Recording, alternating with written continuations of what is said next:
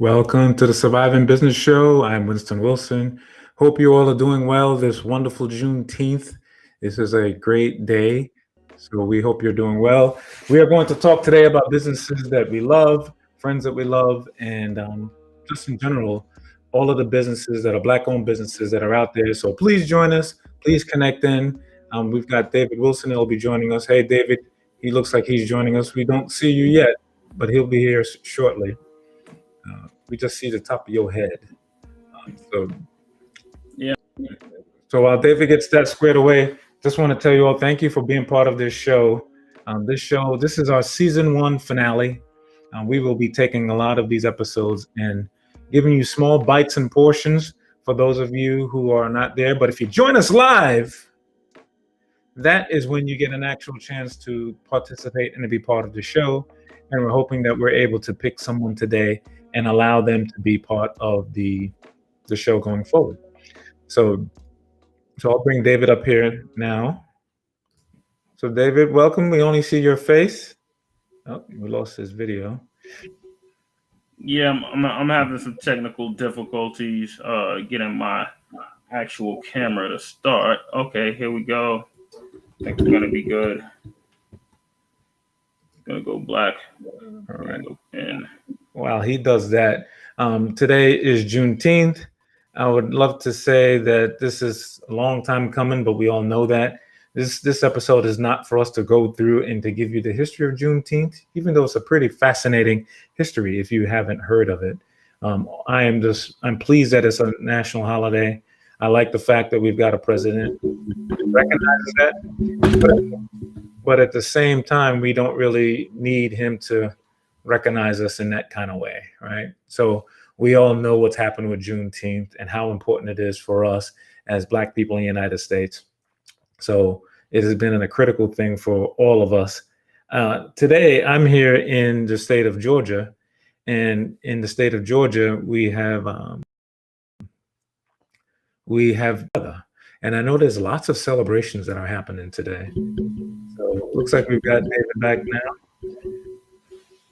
You got sort of technical difficulties have remedied themselves.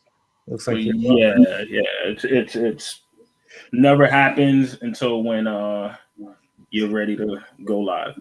It's you're still a little choppy, but we're glad to have you. We are going to jump in and we're going to talk about businesses that we love. And this is obviously not a full list for everyone that's out there. You know, we can't go through every Black business that we've ever loved because there's so many of them. But we decided we pick a selection, and every single one of these businesses, every single one of them do not know that we're doing this. So we're not being sponsored by anybody. No one's saying, hey, we're going to give you, X amount to do this. We're just doing it because we love them and we appreciate them. So before I start with that, David, you had any opening comments while we start to share our first business? No, I just wanted to say that it's wonderful that we had initially thought about doing this episode on Juneteenth, and with a specific focus on economics. And as I speak to different people, they have different take on the Juneteenth honoring of a national holiday, and feel like, some people feel that, this is pretty much unnecessary. This is to take our eye off the goal. This is, a weak attempt of the Democrats to try and show that they care about us. But, for me, I think that, it's what we make of it, and as Caribbean born, well, not Caribbean born, but, child of Caribbean parents who came to this country seeking better, we still, were under the imperialism back in Jamaica of the Britain rule way past when in this country, people were, of African descent were quote unquote considered to be free. And, we could go into Jim Crow, we could go into, the debts that are owed and all of this crazy stuff that has happened in the history of this country. But the July 4th, for some reason, after, you hit like the age of 10 or 13 and, you start to see the real world. For me, it never really felt like it was my holiday. I'd celebrate it. Yeah, I love a barbecue, but never felt like it was my holiday. And I think that this is a chance for us to actually have that holiday where, like, yeah, this is when it went down. And this is a day to honor, our ancestors, if not honor ourselves, and to stay committed to some of the things that we hope to accomplish in this show, which is to spur our growth in our own businesses. It's not only for Black businesses. Don't get me wrong. The show isn't just for Black businesses. It's for all businesses. But in our communities, we hope that there is a takeaway that, as Black people do watch it, listen, that they understand that, there's a huge responsibility that we hold to ourselves and that we hold to our children and we hold to those that come after us to make sure that they are in a better stance than where we are, and that the issues of the past that may not be resolved, that they will continue to be they will be continue to be tackled, right? And we'll continue to progress, right? This is like one little tiny node. The national holiday is one little tiny node of tackling something that should have been addressed a very, very long time ago. But once again, it's what the people make of it. Yep, thank you for that. I would say the first business that we love, if you didn't notice, for those of you who are looking at us, we are both wearing T-shirts by an artist. And this T-shirt was brought to us by a very good family friend. So if Rhonda Morgan is out there, thank you for sharing with us this really fantastic T-shirt with all these hip hop names on it. And we actually got the same T-shirt. I got a bigger one because I'm bigger. And so how do you figure? Bigger, man, I'm bigger. So I got it. I thought you were getting a different color. How about that? I didn't think we were gonna be twinning. Yeah. But this, I think the artist, it says art by Lou B on the back. I think that's the name of the artist. All I know is that this is my T-shirt when I'm going on vacation. This is like the first T-shirt because it represents all of the people that are on there. Run DMC, MC Light, I think I saw on there. All these hip hop artists from back in the day. It's just a beautiful piece of artwork. And sometimes artists are not considered business people the same way like business people are, and that's not true. We have found so many great artists that are doing so many great things, and they need revenue just as much as any other business. So shout out to Lou B for creating this fantastic T-shirt. This is wonderful, and thanks to Rhonda for getting it for us. And as we know, Rhonda is the number one realtor, One Realty Prime Premier Realtor, she's the Realtor Premier, that's for sure. Yeah, Realtor Premier.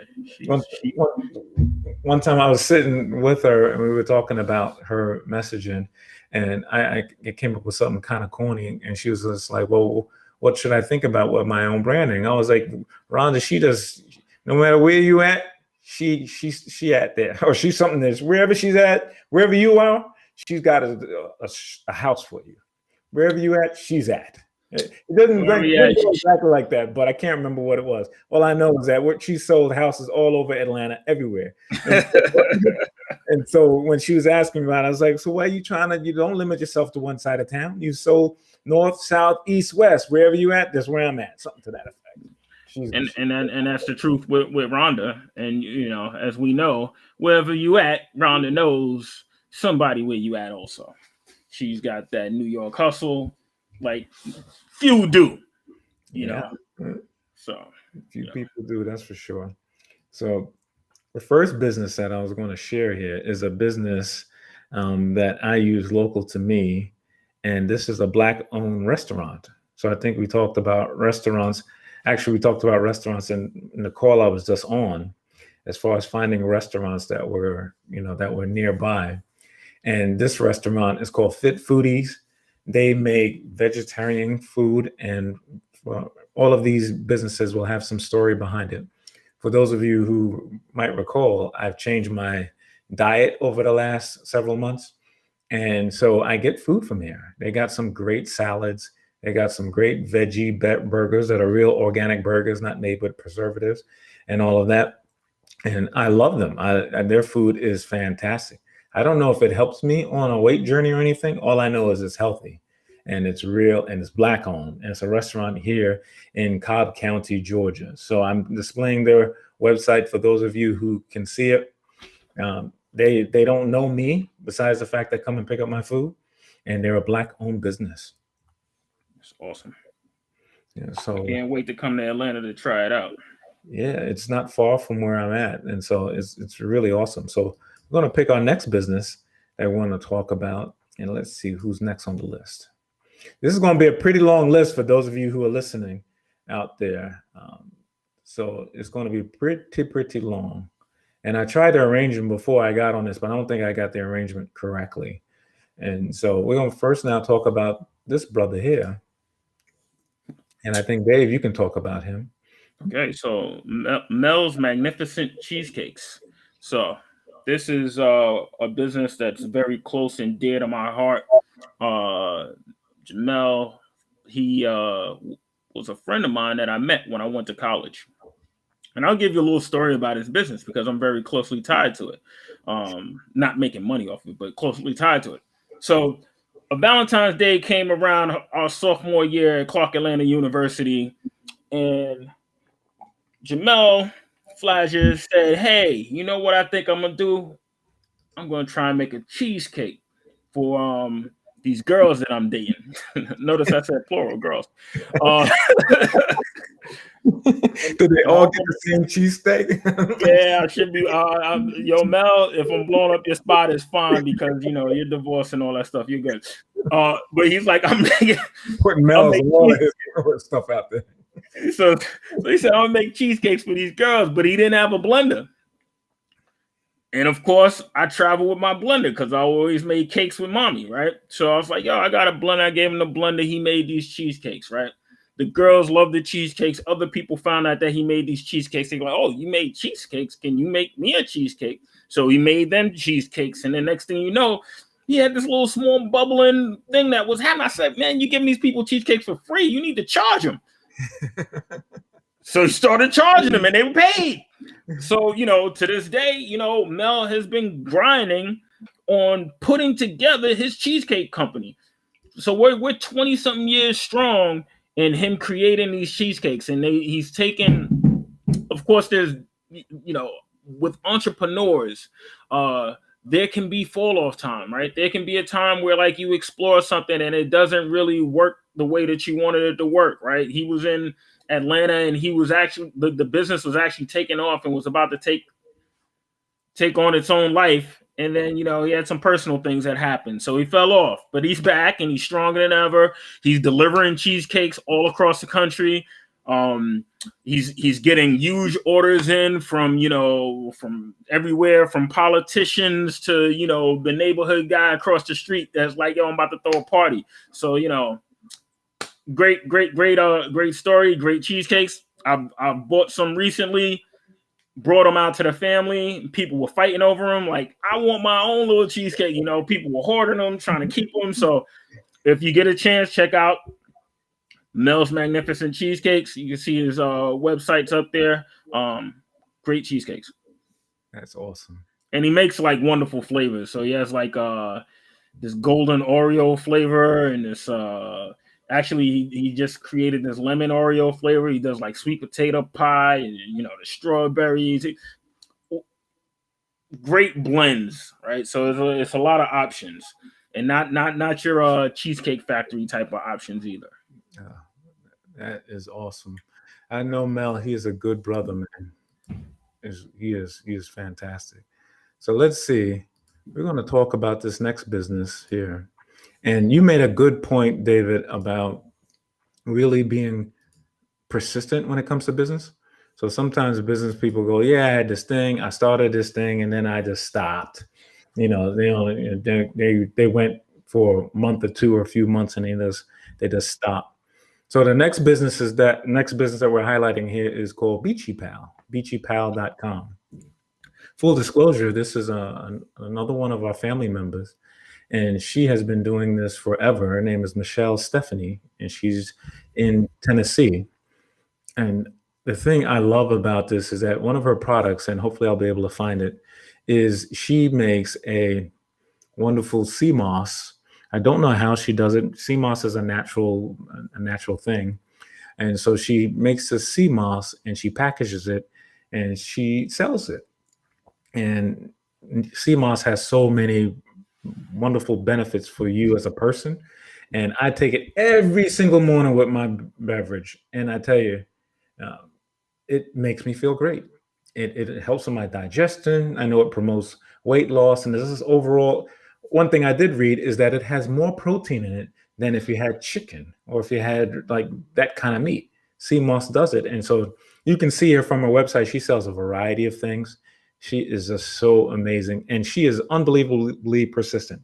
She's been doing this for years and she don't care. Like when she started out, she's like any other business. Some businesses go, yeah, well, no one liked my post or something, so I'm gonna stop. She don't care.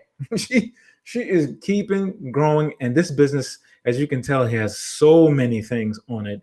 And I love the fact that she really exemplifies what it means to be a strong Black business. Yep. And I'll say something about Michelle. And the thing is, her father, who is also an entrepreneur, is probably how can I put it? He's like the role model of all of us, right? Yeah. And he had a lot of nephews and nieces. So if you know Jamaica, you have nephews and nieces that are like your real nephew and niece, and then you have the cousin nephew and nieces, and then you have like the not really cousin nephew and nieces. You like the people that are just like they know the family and they be like, yeah, I'm the nephew and the niece. And I've had arguments with some of those people like, yeah, you ain't really a nephew and niece. What are you talking about? Where does your lineage attach, right? Yeah,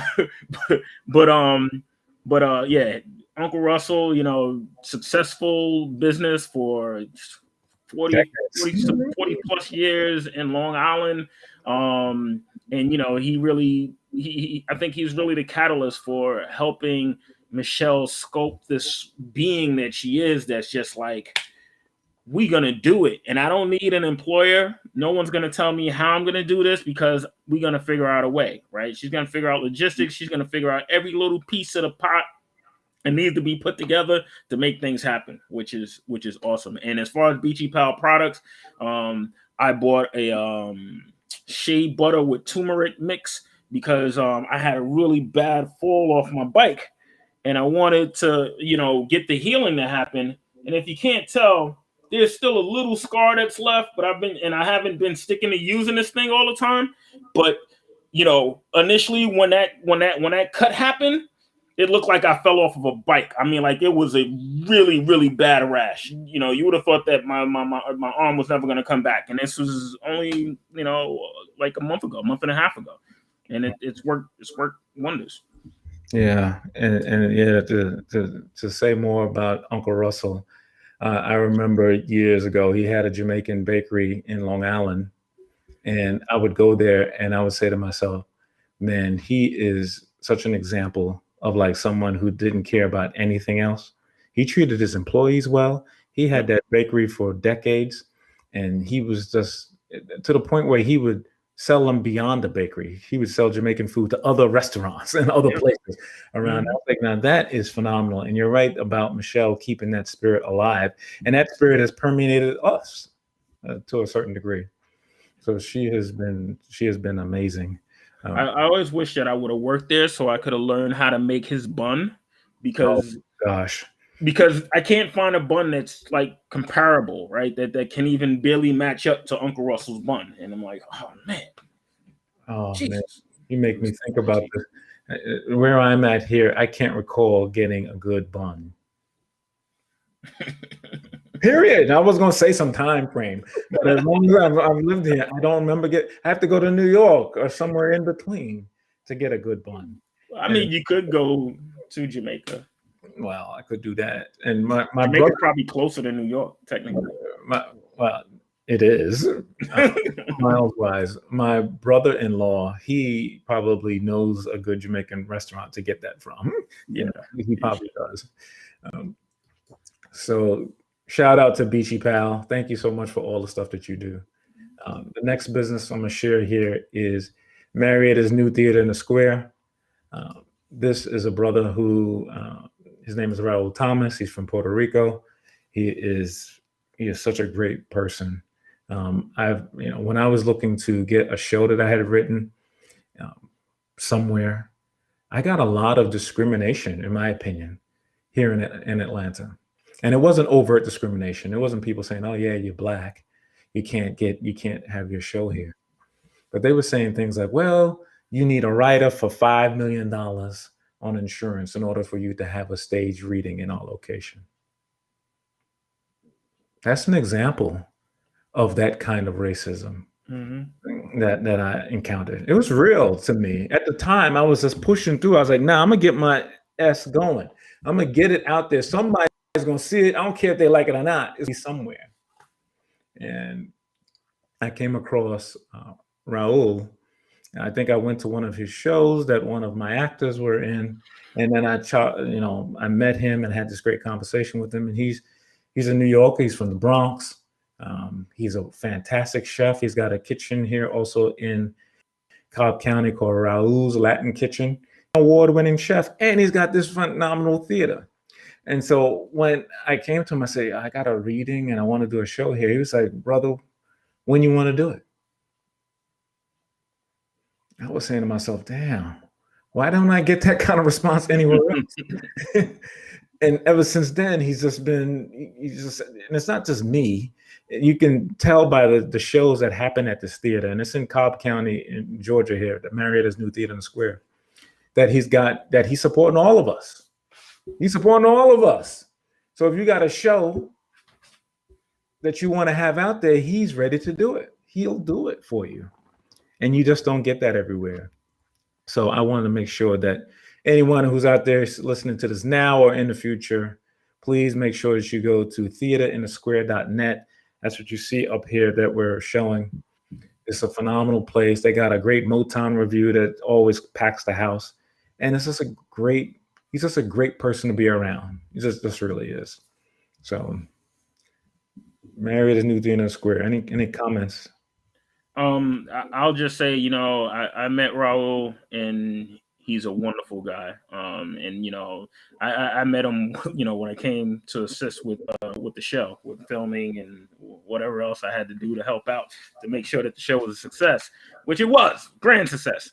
But yeah, the place is great. You can tell that, he's created an atmosphere that is friendly to everyone, right? To the patrons, to the employees, to the people that are having productions there, and that's what's critical, right? And when we look at small businesses and we wonder how do small businesses thrive, how do the little guys stay relevant?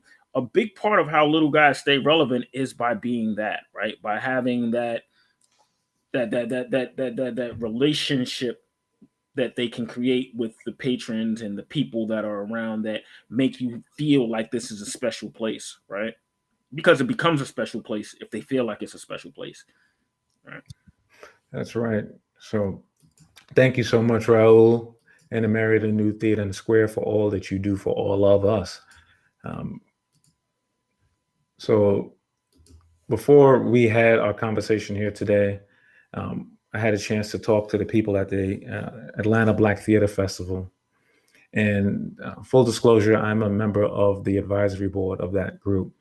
And it's been around for 10 years. And this kind of piggyback off the conversation we just had with the New Theater in the Square. It's been tough to find venues for Black theater professionals. It just is. I was on a call about 9 months ago that a friend invited me to. And some people might find this a little bit intense. And in the midst of the pandemic, the federal government had allotted a certain amount of money for theater professionals because they know that art helps people when they're going through things. And it got to the city, and then the city doled it out. But the city doled it out to one institution, and I won't name them here because I don't feel like dealing with a lawsuit. But they doled it out to one institution, and that institution was not an institution of color. And that institution had the responsibility of doling out to any other theater or event that they wanted to. So they got a chance to choose it, who they were going to send it out to. Long story short, if you're listening to me, you can probably fill in the blanks about what happened with that money and where it got to and where it didn't get to. And so the Atlanta Black Theater Festival has been a home for 10 years for Black theater artists all over the world. Last year, we had an event in pandemic where we actually invited people from other parts of the world, including Ghana, to come in and to actually have their performances done all virtually. And then this December, after the Atlanta Black Theater Festival in October, in December, everyone in the festival is going to get up and going to go to Ghana and actually perform in Ghana in the theme of Beyond Borders. That is, to me, that exemplifies what Juneteenth means. Yes. Like just really being able to take the message and the reason why we're free today or have a modicum of freedom and being able to expand it beyond what we do today. And it's been great to be part of that and to see this thrive and to see it flourish. At the same time, while there's others who are still being an impediment to our growth. So great stuff at the Atlanta Black Theater Festival. That's so amazing. And as when I went to Ghana, uh, what a lot of the people there would say to me would be like Sankofa, right? And Sankofa is a whole idea that we return back to the soil from whence we came. So there's a depiction of it with uh, the goose with his head turned backwards. Um, and what's happening right now and what they're doing with the Atlanta Arts Black Festival and taking their journey back to Ghana. They will have open arms, and the people of Ghana are very gracious and love us. Um, and I want to go too. I don't know if I can, but I want to go. I got to figure out a way to make that happen. I'm in the same place. I think that I would love to do it, and I think there was an allotment of a contingent of people to go, and by the time it happened or it was out there, it was tough. And even in my case with my medical scenario, it's a little bit difficult, but I'm still trying to find my way because I've never been. And if anyone of you remember, back in 2019, Ghana had the year of the return where they were asking African Americans to return. Yep. And they were giving us visas to go to Ghana. And they were making it easy if you wanted to buy a home or you wanted to start a business in Ghana. They were making it relatively easy to do so. Yep. What a beautiful thing that country is doing. I'm sure it's got its own issues just like the United States does. But to have that level of outreach to us, because here's the truth. There's between 40 and 50 million African Americans in the United States of America. The only other contingent of non-African or people that don't live in Africa that's bigger than us is in Brazil.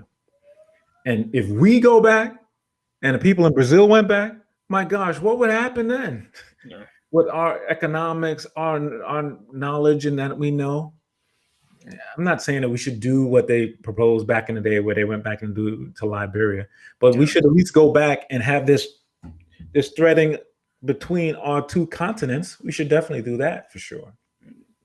It's interesting that you say that because a lot of times, even when I did the first trip back to Ghana, Daddy like, "What are you going there for?" And I'm like, because I prefer to go to Africa, to go somewhere in Africa, than to go anywhere else in the world. Yeah, I mean, yeah, it's nice to go to the Caribbean, right? It's nice to go to Europe and see, their ancient history. But I want to go from where our people came from. And I've only been twice. There's a lot of countries still left on my list to go and visit, which makes it difficult to go and return to past places that you've gone, right?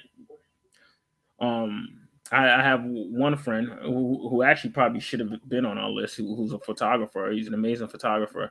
And he actually just said, forget it one day. He said, forget it. I'm going to go travel. And then one summer, I can't remember the exact number, but it was like he went and visited over 60 countries. Wow. That is experience. And through his journey, he took pictures and came back and was able to sell some pictures. That is awesome. So yeah, I know we got on a little bit of a high horse on that, but that's okay, man, because that's how we feel. Yep. And so this one is here close by you in Brooklyn, and I've had a chance to be there on several occasions. It's down the street from, I think, where you are in Brooklyn. Mm-hmm. So I'll talk a little bit about this one for us. So Bedvine Brew, they're just celebrating 10 years of their wine shop being open. And I remember this neighborhood really lacked dining and options to like hang out, even, wine shops and stuff like that. When I initially came to the neighborhood, I can't even remember, it was like 12, 13, maybe 14 years ago. And, they started out with this little tiny shop that sold wine, right?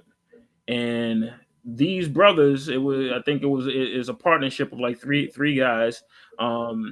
They had a vision, right? And their vision was that they wanted to bring flavors of wine that met the taste of the people that were around there. So, they constantly scoped the community, constantly had tastings for the community, and constantly tried to make sure that they were providing things that gave the community a different experience, right?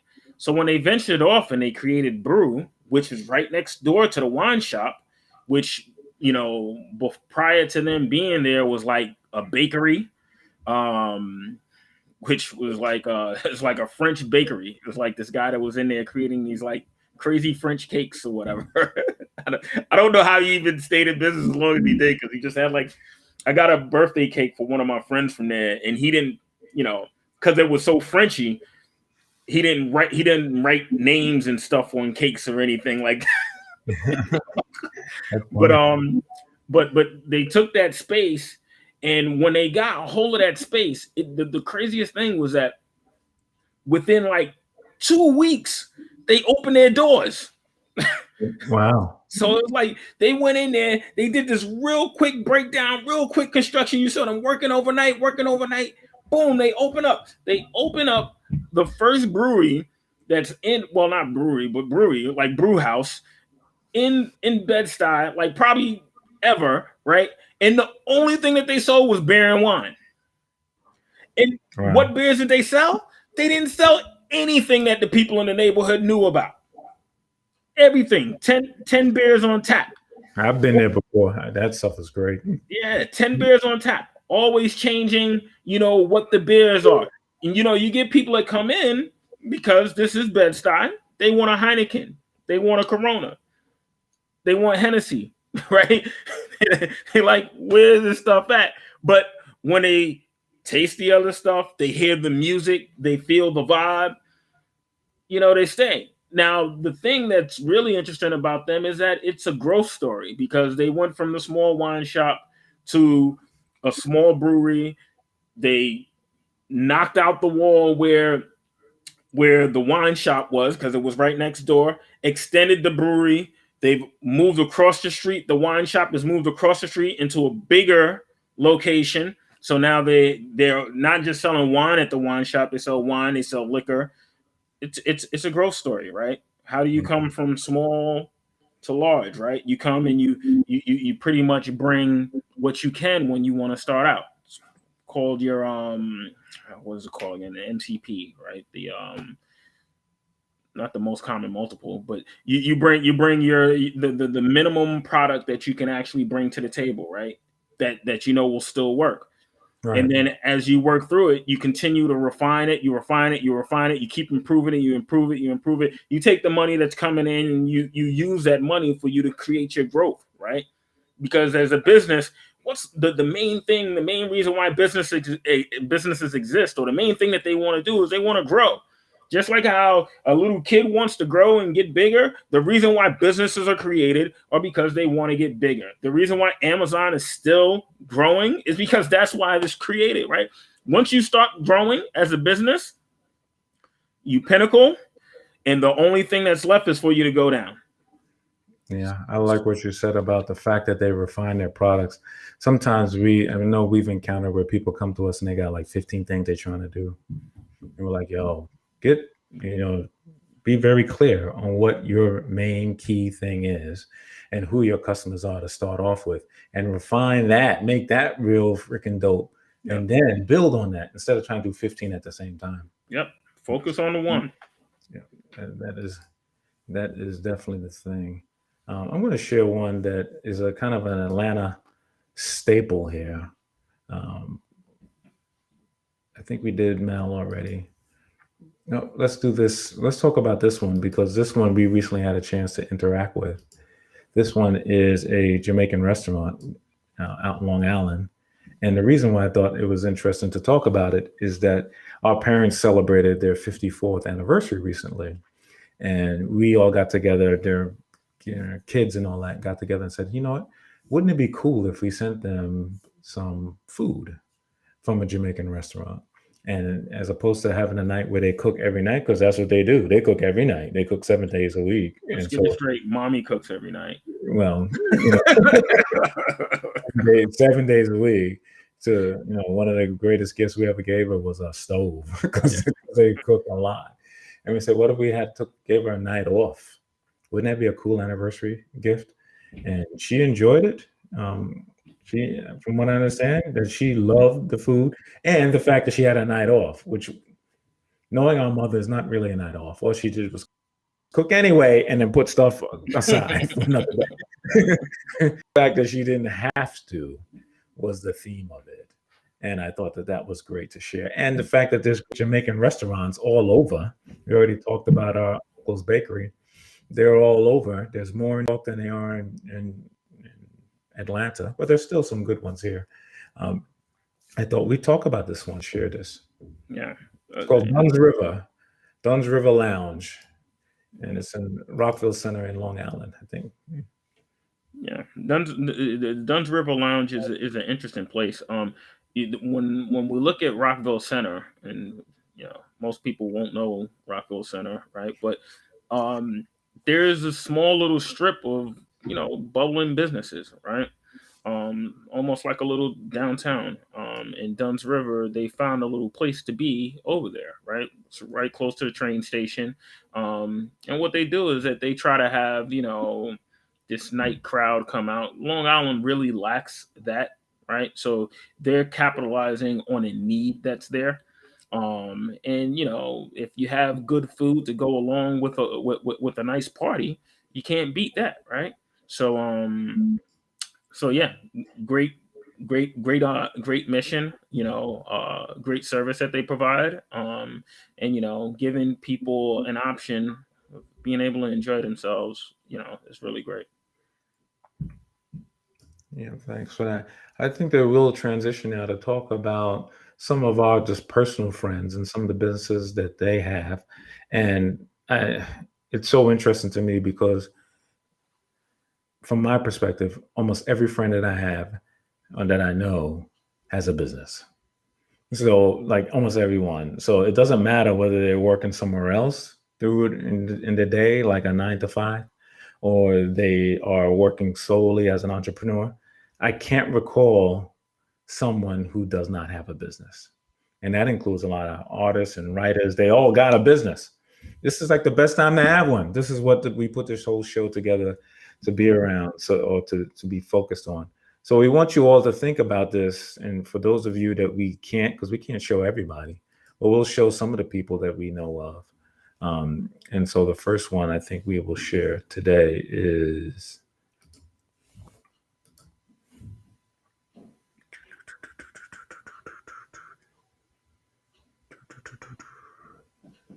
all right. Let's see.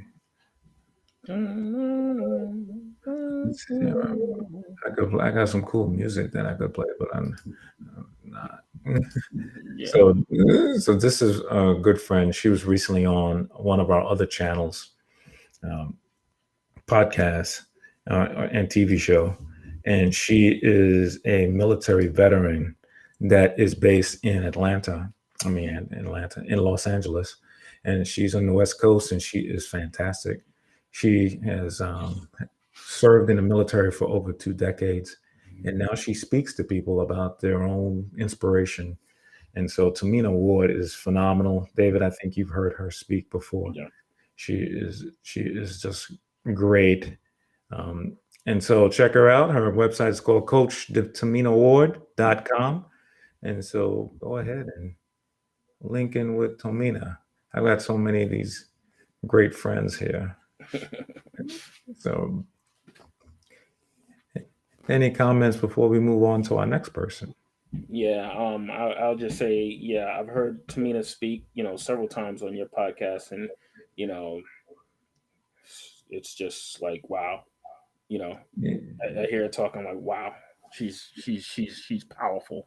Her story is amazing. And her delivery is great. I'm like, yo, can I book her to come and speak to my kids in school?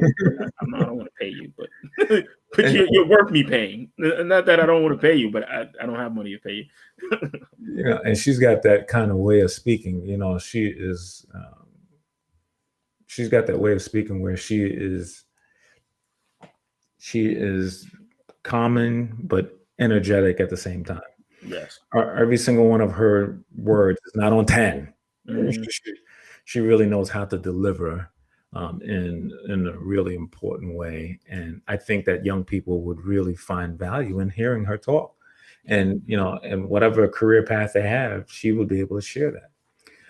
The next person we're going to talk about is my brother. You know my brother Abdul, known as Alpha 23. He is a hip hop artist. He is phenomenal.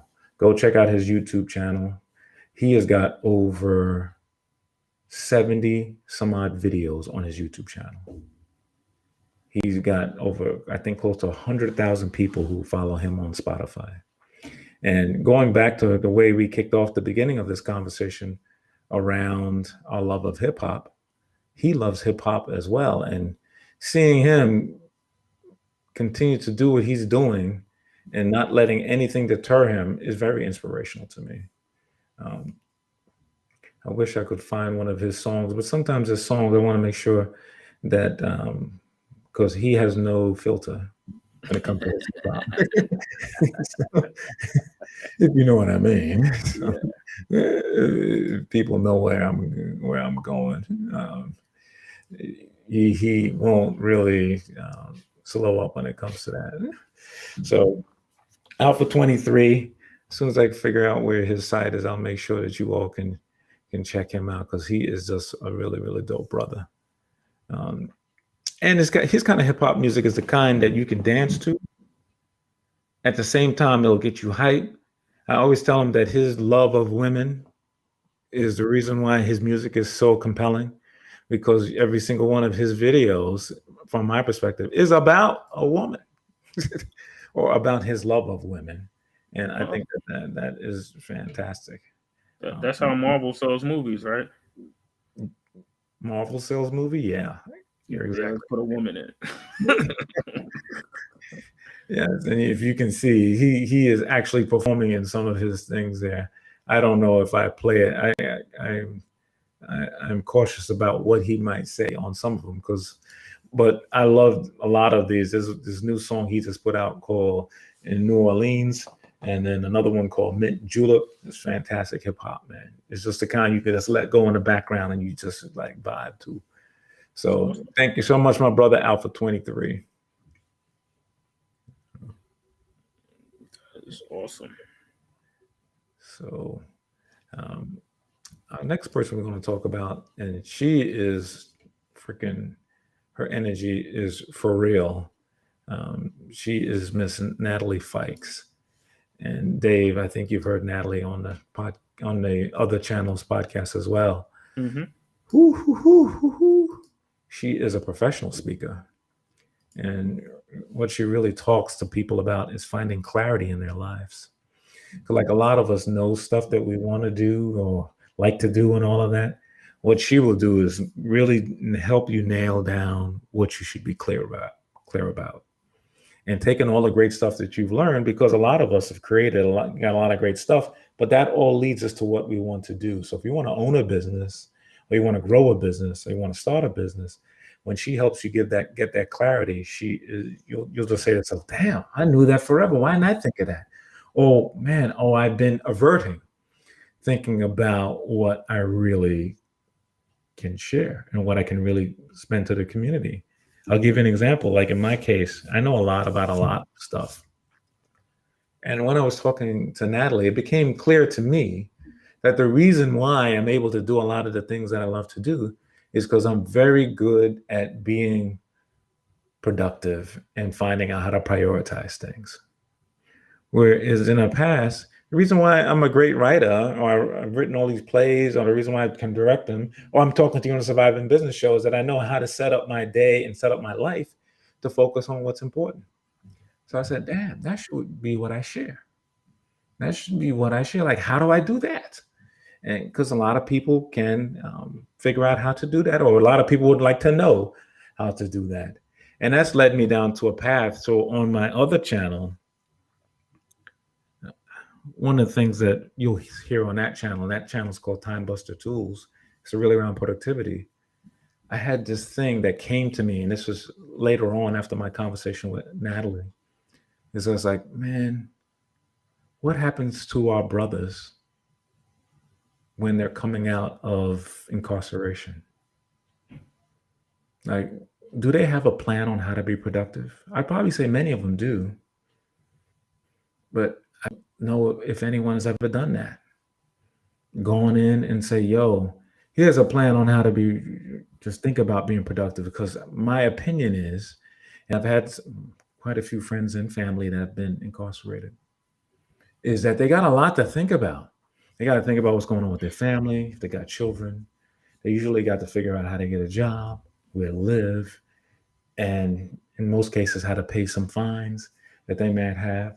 Then they got to think about themselves. What do they need to work on? How do they need to get their mental right?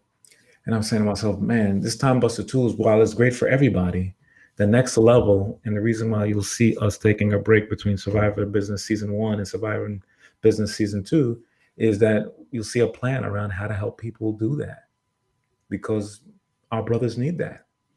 Now, will all the brothers need it? There'll be some people who will be like, yo, go to hell, dude. I don't need you. But I don't care about that. And you shouldn't either if you have a business. You should care about those who want to get down with what you're doing. Those who say, you know what, that's valuable to me.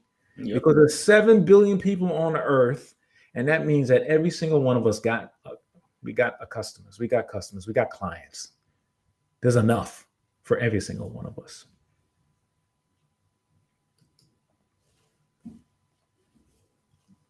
So thank you to Natalie and Natalie Fikes on that. You got quiet there, partner. What's going on? No, I was just listening. That was resonating. The whole idea about, incarcerated gentlemen, as you said, a lot of them don't have plans. Some of them do. I just know a lot of them that, a lot of people that I've come across that just come in from being incarcerated. They'll have a plan, but is it a realistic plan? And is it a plan that's going to yield value? Is it going to be something that is going to work? Right? Yeah, my belief is that our lives are in dimensions. People try to sucker us sometimes and say, well, just do this one thing and then you'll be all right. Nobody's life is like that. Everybody's got relationships with other people. They got family members. All the stuff you're trying to do sounds dope until you get a medical ailment. You think? Yeah. I'll take it one step further, and I'll say everything sounds dope until you try to do it. Yeah. You know, uh, there are so many examples that you could provide of, this is what I'm going to do, and then when the person actually sets out to go and do it, they're like, okay, it's not going to happen how I thought it was going to. I mean, it's similar like what we say with business, right? That's right. You say you want to open up a business. You say, all right, yeah, this is what I got to do. This is my plan. I created my business plan. It's tight. I got some MBA dude to create it, and I got all of these other people telling me that my marketing is great. I got this, I got that, and then next thing you know, you go to start the business, and like, oh yeah, well you forgot like 52 things that you needed to do before you could even get to the point of anything else that you have to do. Right? And on top of that, if your health ain't right, if you aren't taking care of yourself, Mm-hmm. or if you're neglecting things that are important in your life, like your finances, or your significant other, or your children, it Yep. doesn't matter. All the plans sound great until that. How many times you hear about these people and they got billions of dollars and their life is great until something falls apart and then they realize they're divorced 5 times or their kids are doing something crazy. Yeah. The goal is to have a holistic life. Yeah. And if you have a great business, that means you're thinking about all of the dimensions in your life that's important. Because they are. It's everything is fantastic until everything you say, oh, I'm just got this all written down. Even for me, being productive is awesome. But if Dave calls me tomorrow and says, hey, something's going on with the family and, we got to do something, screw everything else. So that's why having a plan for everything is important. Yeah. And that way, when you're starting that business, you got to be like, yo, I got this business and I want to do it. And I got to make sure all these other dimensions in my life are moving at the same time. So having a plan for each one of those are important. And so I know we got off on a little bit of a tangent here, but that's awesome, man. Because those of you who are listening to us now or in the future, we hope that we give you some value by sharing about. Yeah. Um, I think I had one person that was on the list. I didn't have a hyperlink when I sent it over to you. oh yeah, And I wanted to spend some time talking about him. So one of my good friends, he's down in North Carolina, Quebec Gibb. He is a web developer on the side of what he really does, to pay all of his bills every day. He's a web developer, and then he also does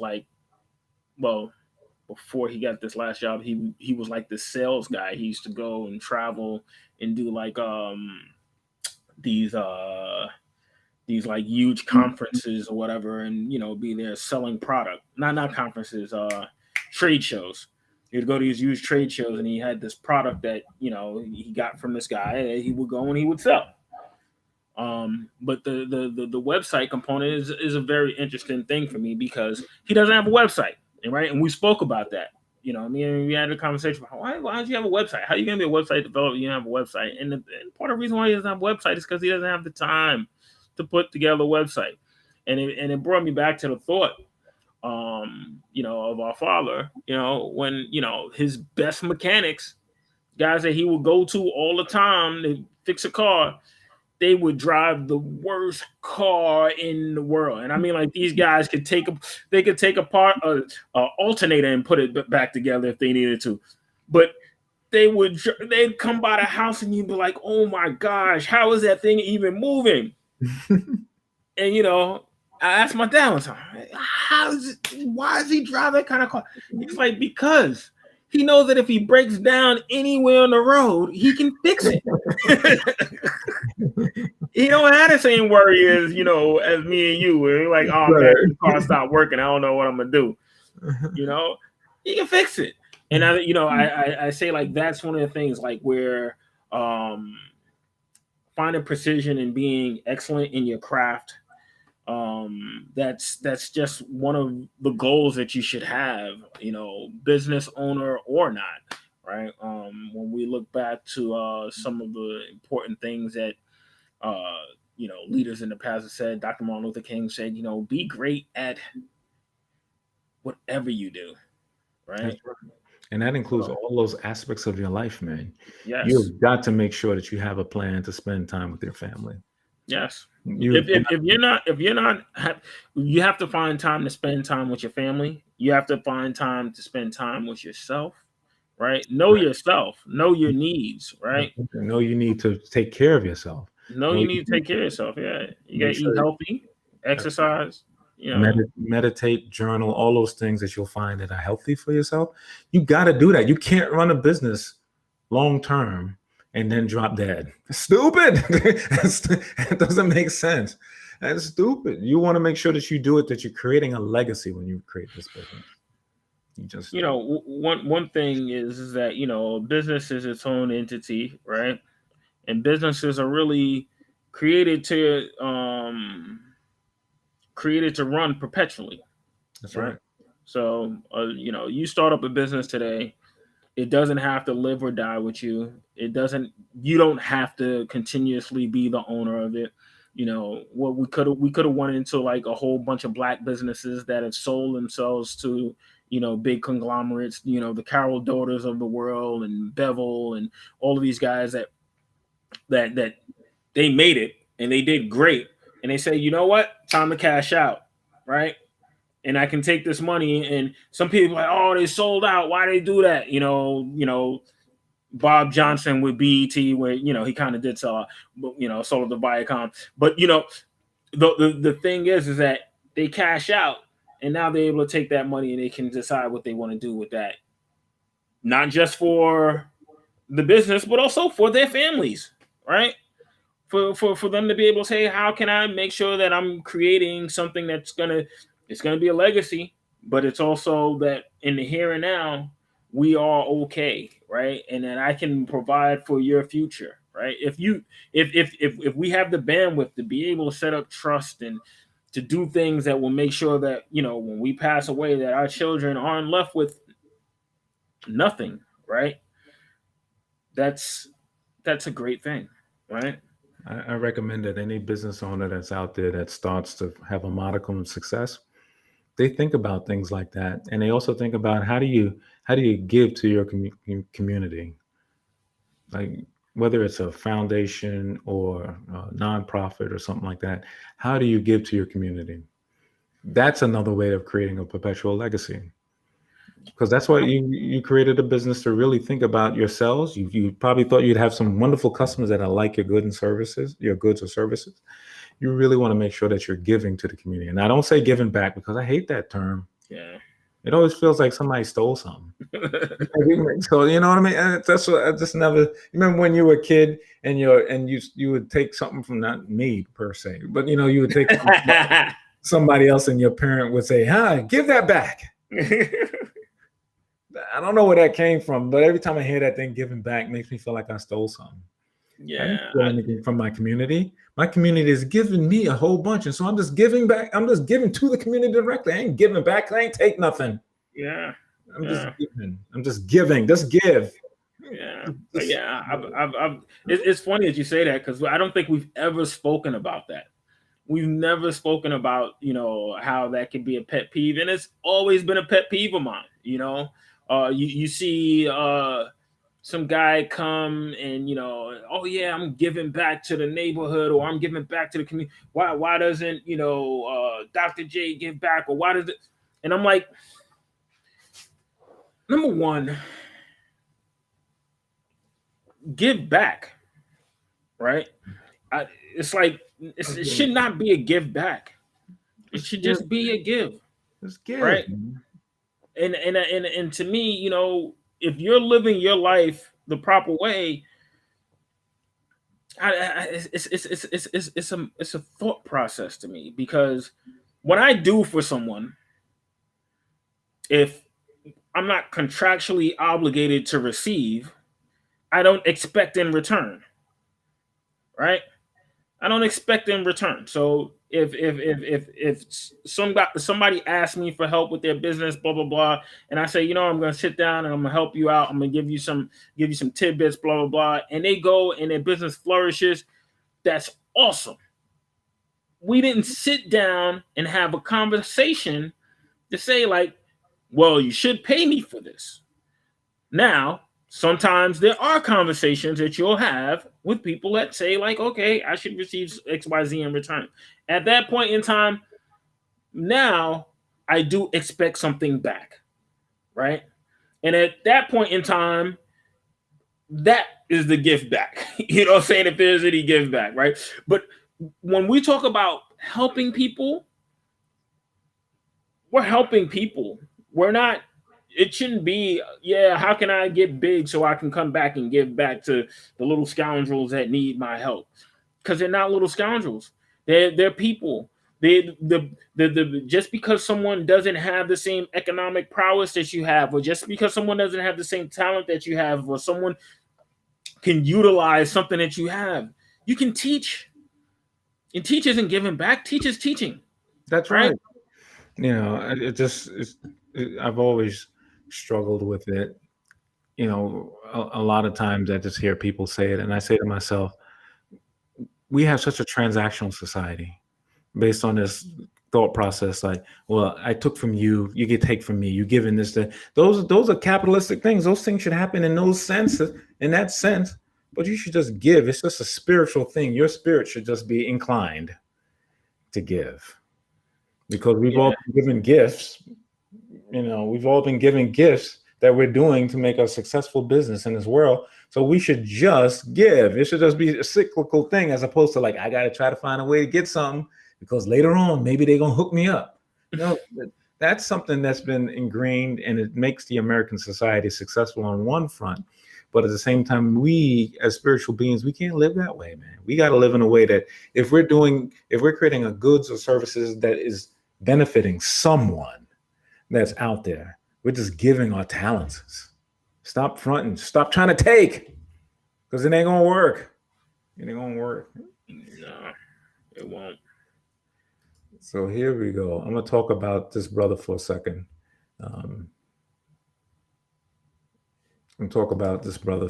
He's a good friend. He is here in Atlanta. He's a filmmaker. His name is Anthony R. Page. He's originally from Augusta. All he does is do what we just said. He gives artists opportunities to flourish. He's recently done this film that you see below called Remembering Mama. That's a great human being. I can't tell you the amount of actors. He is so well regarded in this community that people like Anthony Page is doing something, I'm down with him. I got to figure out what he's doing. His company's called Blue Bistro Creative. I put the website up here. Check it out when you have a chance. He is now involved in directing videos and all those kind of things. So great brother. Great things is happening with him. So, and now I think what I'd like us to kind of transition to do is to talk about bigger businesses that we've encountered. So there are a couple I thought would be interesting to share. And one is Tyler Perry. We were on this topic here just a second ago talking about giving. And I remember sitting in a room with a couple of other Caucasian gentlemen, and we were having this conversation about filmmaking and the films that Tyler Perry does. And they were remarking, and I sit there and let them talk for a minute. They were like, well, it'd be great if he did some more avant-garde kind of films, some kind of like low, those kind of like indie film kind of things. If he did just a few of those, and he didn't do those big kind of spectaculars he does with Medea and all that stuff. And the comment that I had after I listened to these gentlemen talk for a while, I was like, do you know how many people that Tyler Perry has changed their life? In Atlanta, specifically. In Atlanta. So you don't have to love everything that he does, but my gosh, he is transforming lives every single day. Yep. And he's got one of the largest studios anywhere. So what you see on that screen there is his big studios that are in the southern part of the city where there used to be a military base. And I don't know how many people he employs, but it's got to be tens of thousands of human beings, yep, and mostly of color. Mm-hmm. And they're creating an unbelievable amount of creative stuff. I know he's the big force behind BET Plus, where a lot of his work is being shared there. And so I thought it was important that if we're going to talk about businesses that are having an effect on the community at large, he is definitely one of those. Yeah, I know some people that are in film that recently moved to Atlanta to try and get opportunities with Tyler Perry Studios. But to the comment that you overheard during that conversation, in the conversation where why isn't he making more indie films? Who's going to any of the other big studios and saying, why aren't you making indie films, right? Yeah. Why aren't you giving opportunities to um smaller directors or up and coming? No one else is going there, right? And I think that it's that weird dynamic where we're so many years gone, but we still have to live with this double stage, right? Of what Booker T was talking about, right? You said, or what Du Bois was talking about. We still have to live in this duplex life where it's like, okay, I can be great here, but then I have to be this way here, and then I have to be this way here, and I have to wear these multi faces, right? What Tyler Perry has done, he's created so much for so many people. He's created so much content. He's created things that, whether if you agree, whether if you like it, I don't like everything that Tyler Perry creates, but I don't have to like everything that Tyler Perry That's right. creates. Because he's not creating. Going back to, I think, about 7 billion people on the earth. Yeah. There's enough for him to be a billionaire. Exactly.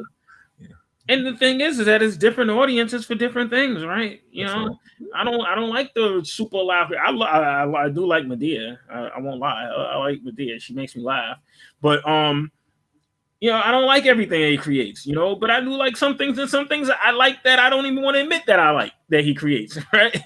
But it's about being creative. And I think that, what he's done is just amazing, right? Because no one thought when he was first on the road doing, his upcoming story, is he's doing the stage plays and filming them, and people are videotaping them and bootlegging them and selling them.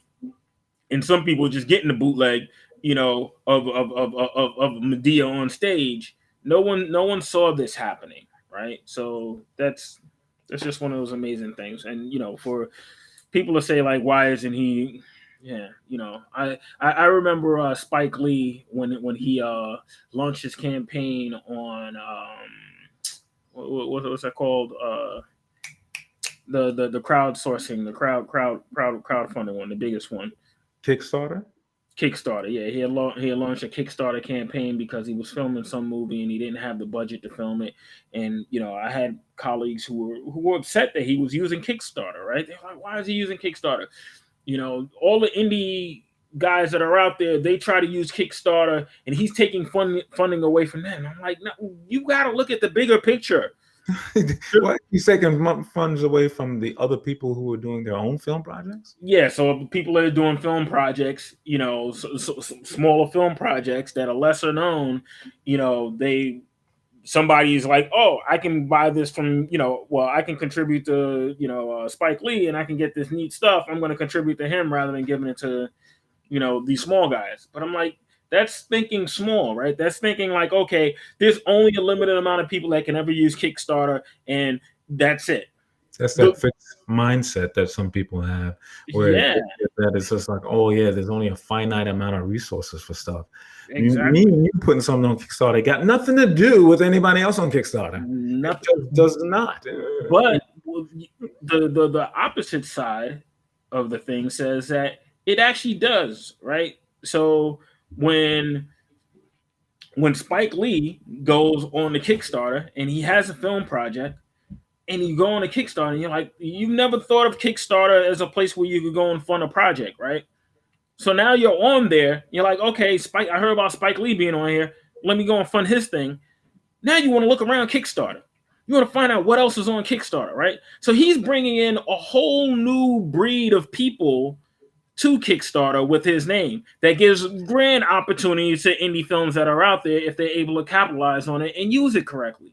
I think we're saying the same thing. It's not finite in that way because he's Yeah, creating more opportunities for more people, not less. yeah. But This is the issue that I have with a lot of the mind scoping that we have from a lot of people, and this even goes back to the Juneteenth thing, right? Where yeah, we could sit here and we can be upset that we just got a national holiday named as Juneteenth and be like, well, I could have just celebrated Juneteenth on my own. I didn't need it to be a national holiday. So what? What does this do? What does it do?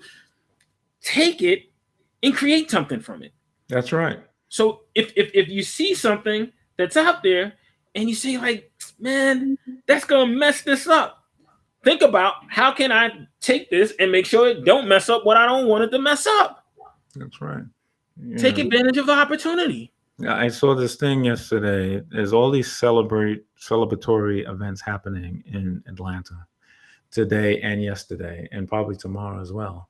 And I was saying to myself, there's all of these vendors who popped up all over the place with all of these things to sell their wares because they heard because Juneteenth got made a holiday. Yep. If it didn't happen, would they have been there? Probably, maybe. But now more people went there and more businesses are doing well Yep. because of it. So it's not this. I read this book a couple of years ago called Mindset about fixed and growth mindsets. And a lot of times we human beings, we toggle between back and forth. It's so easy to be a fixed mindset because you say, nah, that ain't gonna work. Yep. No, I ain't got enough money for that. Nah, I can't do that. I can't put my money there. I don't want to do this. You can go through this whole list of things as opposed to saying, what's the opportunity for me to do this? What does the flip side of this mean? Like, for example, the stuff on a personal level that you and I have done, it led to today. It led to us being able to have this show. It's created more abundance and less abundance.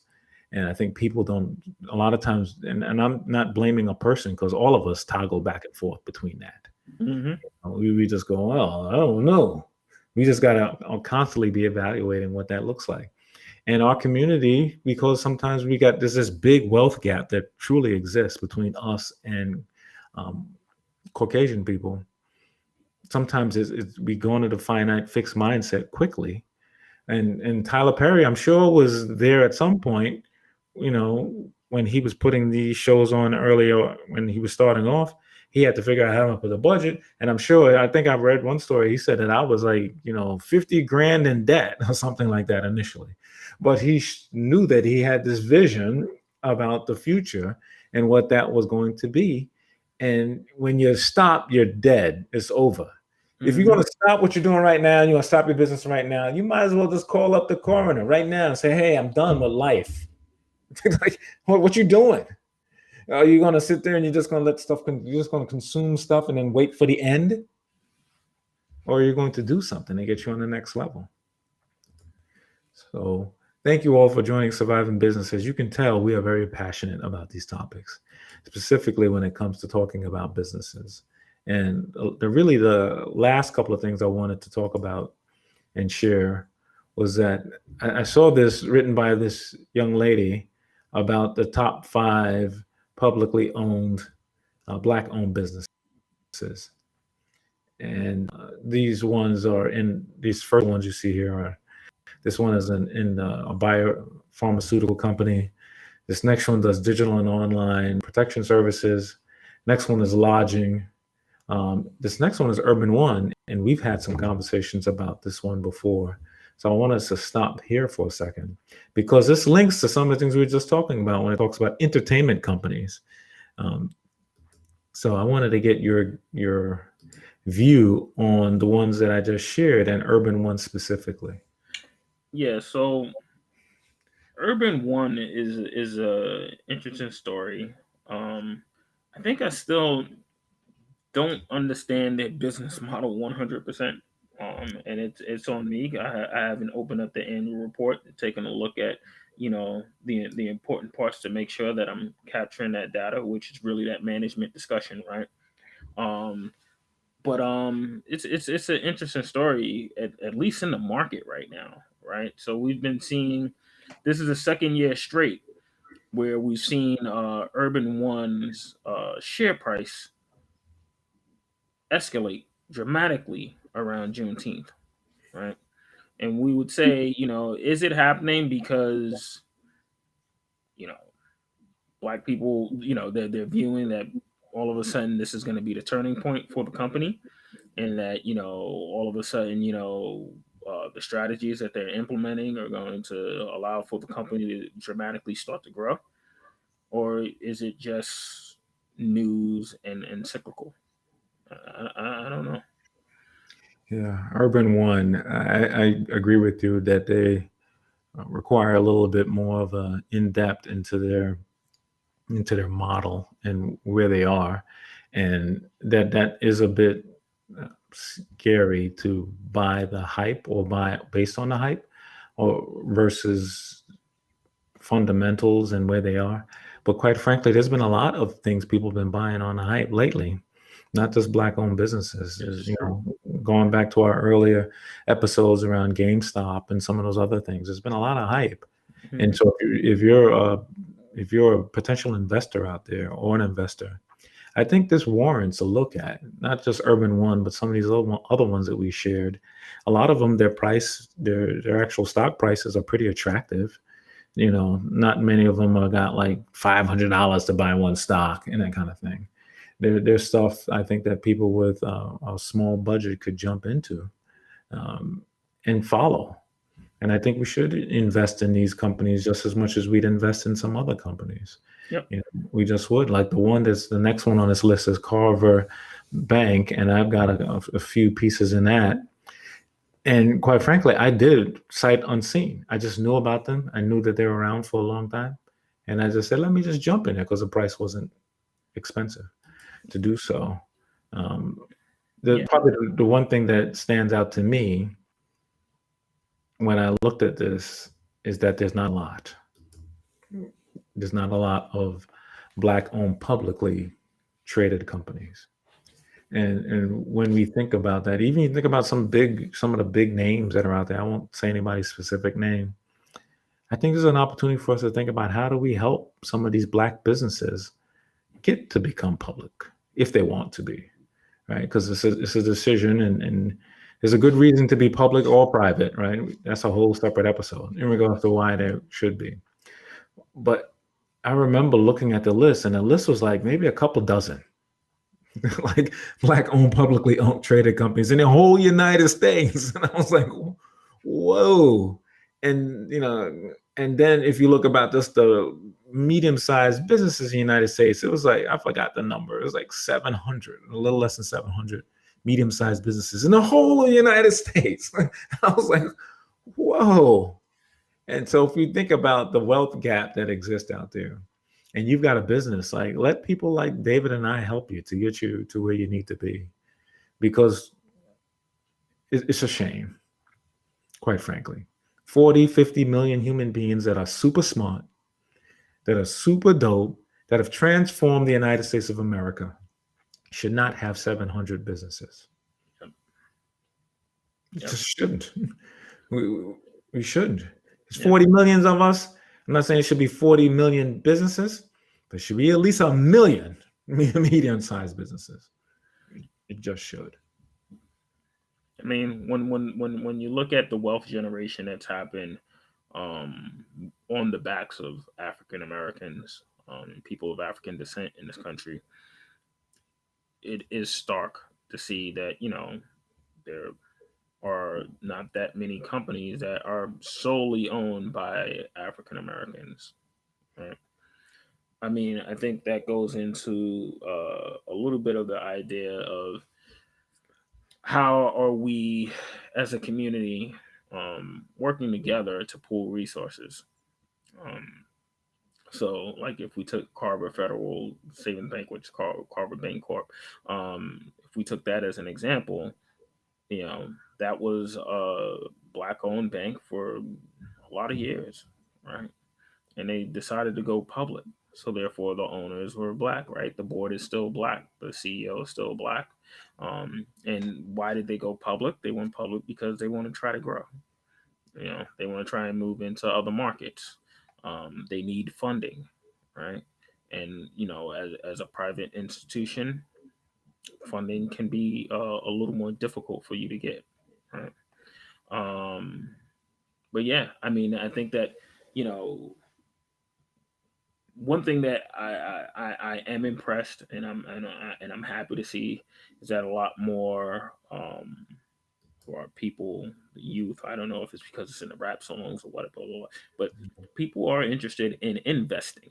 Especially young people. Young people Yes. are definitely invested in not just investing, but it's going back to what I shared about everybody I know having a business. It seems like young people, the 20s and the year olds and even younger, are super invested in creating their own business. Yep. The whole ideal that they heard from their uncles and their parents and their grandparents about working for somebody for X amount of decades and then retiring, they were like, please, that's not for me. And they're right, because it's not really truth anymore. Yep. It's not real for most people to work at some place and then work there for 40 years and then retire. It's not Yep. a real thing for It most. doesn't happen. You're there for 5 years, and companies doing an organizational change, right? If you're there for 5 years, you're the old head. You're Yeah. like, yo, you've been around for 5 years. Hmm. That's the old head.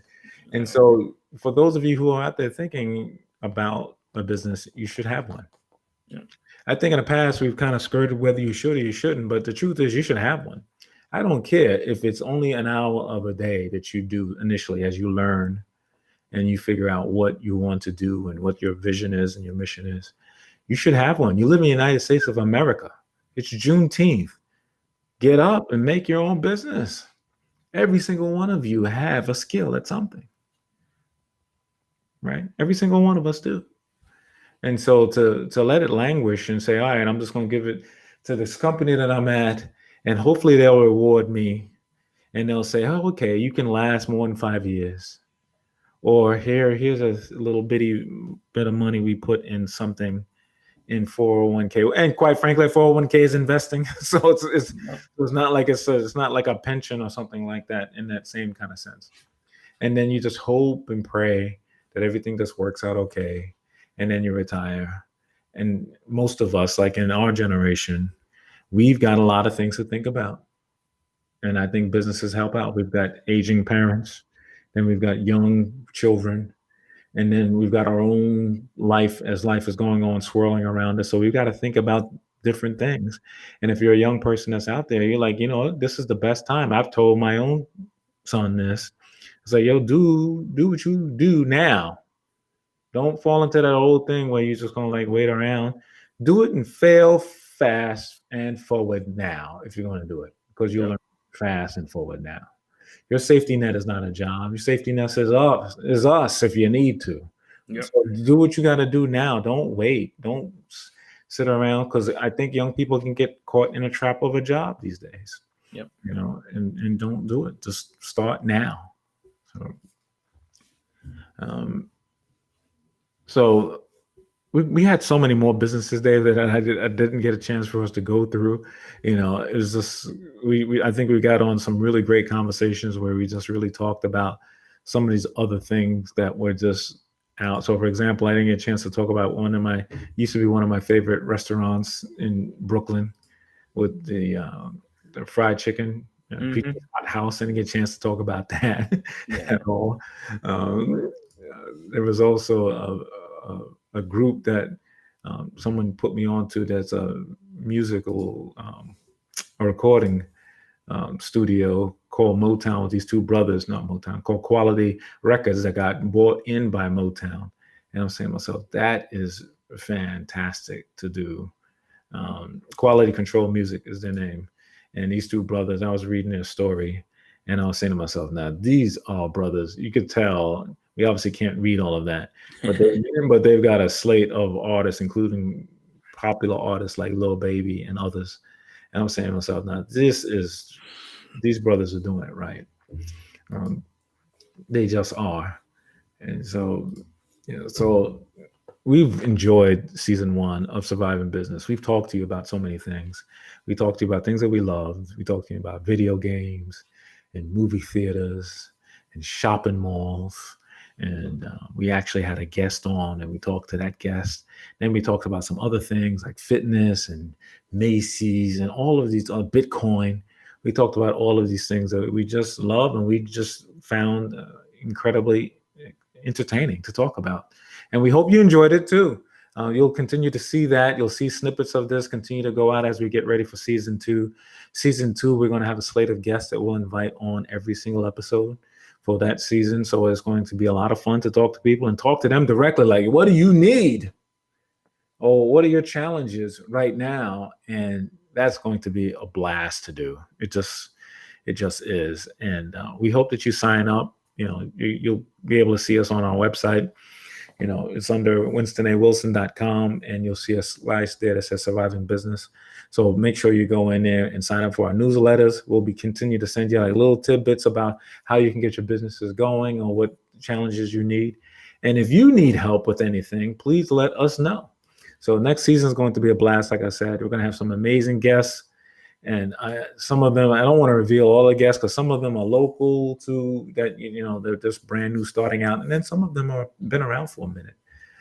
So come alive and thrive as your business. Make sure that you're growing. Make sure you just get up, start today, take an hour. Today's Juneteenth. What better day than now to work on your business? So David, what's your comments for season one of Surviving Business? Season one has been a blast. We have gone through a lot, right? I had a beard. My beard's lower. May return for season two. We don't know. My hair may be gone. Oh no, we can't have your hair gone. Tune in to find out what will be one of these. You can't have another one. Nah, it won't go that low. I got a birthmark on my head. Well, now you've encouraged the audience to request that you shake your head so they can see the birthmark. Yeah, I don't know if they could pay me enough to go bald. But yeah, looking forward to season two. Looking forward to just continuing the discussion. Right, business is a living entity, right, and we both lived business, we've studied business, we understand business, and it's great to talk about it. Here on Surviving Business, I think that we have a lot of different ways we can take this show, and having a guest on, that's going to be a blast. But I think you're going to see us get creative with some other segments possibly that we'll have on the show. Yeah, just looking forward to season two. Looking forward to celebrating the businesses that are out there, seeing you guys grow with us, and seeing new people come on and become a part of the movement. Yeah. So check out our other channels if you're not familiar with them. Creativity Cocktail.